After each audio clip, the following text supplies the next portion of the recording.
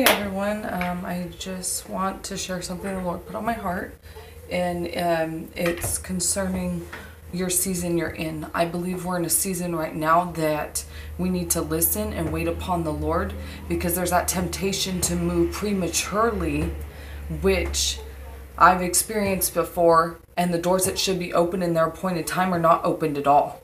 You're trying to force these doors open, but if you would have waited and been more patient and persevered and endured the season you were in before, which was preparing you for the season you're going into, you would have been ready. Those doors just would have opened. And I didn't understand that at that time. And so I just feel like the Lord's saying to wait, to listen. To listen is to give one your full attention. Pay attention to the voice that's leading and guiding you. An example is when we GPS things. I know for me, I'll GPS something and then I don't pay attention. I end up taking a wrong turn where I thought it said, but I wasn't paying attention to that voice that was telling me to take a right turn or to continue going straight or what street to turn on.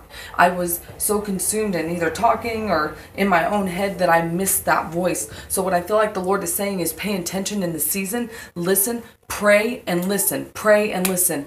And sometimes we don't like to listen because it causes us to move. Listening is an action. And sometimes we're like, our flesh is comfortable in our last season and we're like, oh, we finally got to a rest point. I don't want to have to move again. Well, here's the thing. There's a reason why God's telling you to move. Either things are going to start.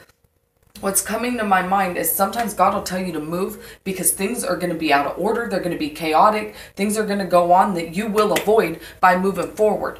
But also, you need to really just be entangled with the Lord, asking Him, seeking Him. What is it that you want me to do, Lord? What is it that you want me to listen? What is it? Because here's the thing. You need to be strengthened and strong in the Lord, because fear is going to come. Fear of, oh, how am I going to have this job over here? Where am I going to live? How's this? You don't have to worry about none of that, because the Lord told me when He leads you somewhere, you'll know where you need to go, because He's already there waiting for you. He's already there, and your spirit will just know. But how are you going to follow the peace that surpasses all understanding if you have none? We need to keep our peace and let that peace guide us and lead us, because if we don't have it, we're going to be, like I know for me, okay? I get confused sometimes. I start trying to figure it out. What doors are going to open? What's going to happen? Blah, blah, blah. Sometimes God just wants you to wait and trust and listen.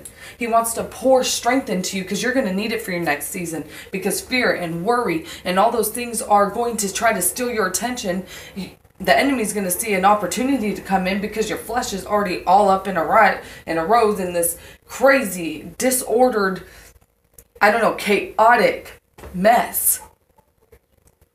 One thing I learned, the key is to keep an inward peace, because once you're peaceful inside and you're all in order, whatever's going on around you isn't going to matter. So I just think it's very important.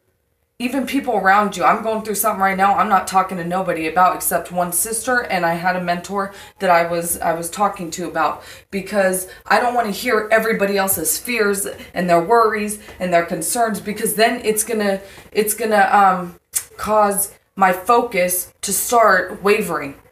I'm going to be like, well, that makes sense. Oh, well, this, and I'm going to start coming up with all these reasons why that makes sense. No, I don't need to listen to nobody right now but the Lord and a couple people I trust, who I know are not going to tell me things out of a place of fear or worry. And people don't always mean to, but what happened with Peter and Jesus? Jesus told him what was going to happen to him. He said, that'll never happen to you. And then Jesus said, get behind me, Satan. You are mindful of the things of man, not of the things of God. So we need to be more mindful and focus our attention on what God's saying, what the heavenly realm is saying, that peace that comes from heaven. We can't find peace here on earth. The only reason why we have peace is because Jesus pours it out on us. Because what does it say? Peace be with you. He's given us peace to walk out in this ugly world. There's so many things right now. The other day I was so depressed by just seeing what was going on. I'm like, Lord, I'm sorry. I just lift this stuff up to you, because I can't deal with this. This is something you got to deal with. Because then I start getting angry, and then it's like my flesh is like, oh, then you want to start doing something and taking revenge. And it's like, no, that's not what God's asking me to do. God's just asking me to lift it up to Him. He sees it. So I just think that we need to stop trying to get ahead of God. I gotta go.